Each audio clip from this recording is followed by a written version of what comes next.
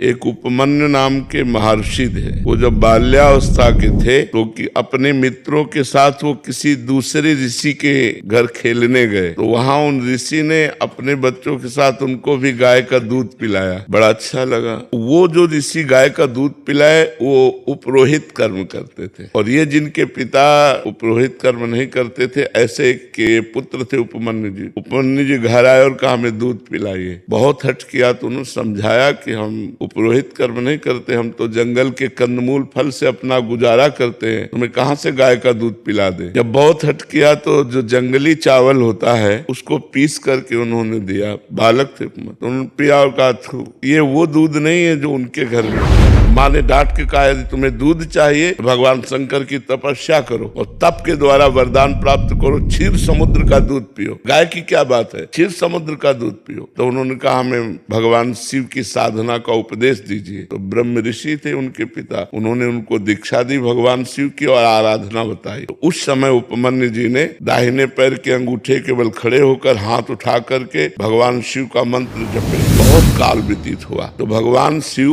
उनके सामने शिव रूप में प्रकट नहीं हुए, देवराज इंद्र के रूप में प्रकट हुए, नंदिकेश्वर एरावत के रूप में, और भगवती अम्बा सची के रूप में, और जितने शिव पार्षद सब देवताओं के रूप में। और कहा वरम ब्रूहि, वरदान मांगे। उन्होंने आंख खोला, देखा देवराज इंद्र, तो प्रणाम किया और कहा देवराज इंद्र मुझे आपसे कुछ नहीं चाहिए, मैं भगवान शंकर का भक्त हूँ, मैंने भगवान शंकर की आराधना की है, मुझे जो कुछ चाहिए वो शंकर से चाहिए। तो निंदा करने लगे, क्योंकि भगवान शंकर ही थे, सीता की भस्म लगाते हैं, मुंडों की माला पहनते हैं न ऐसा। तो उनका सावधान, हमारे ही सामने हमारे इष्ट की यदि निंदा करोगे तो हमको असमर्थ मत समझो। मैं ऋषि बालक हूँ, अगर शाप दे दिया तो आप भी भस्म हो जाओगे। तो फिर वो निंदा शुरू कर दी, क्योंकि वो भगवान शंकर ही थे ना। तो उन्होंने कहा देवराज इंद्र अगर भगवान शंकर मुझे श्वान बना दे तो मुझे स्वीकार है, और तुम अपना देवराज इंद्र पद देना चाहो तो भी स्वीकार नहीं है। मैंने भगवान शंकर की आराधना की, अब एक भी शब्द अगर भगवान शंकर के प्रति बोले तो मैं दंड देने में समर्थ हूँ। फिर वो बोलने लगे, तब उन्होंने अघोर मंत्र का प्रयोग किया। ये मंत्र सिद्ध हो जाए तो किसी के भी ऊपर मारण, मोहन, वशीकरण, उच्चाटन आदि का,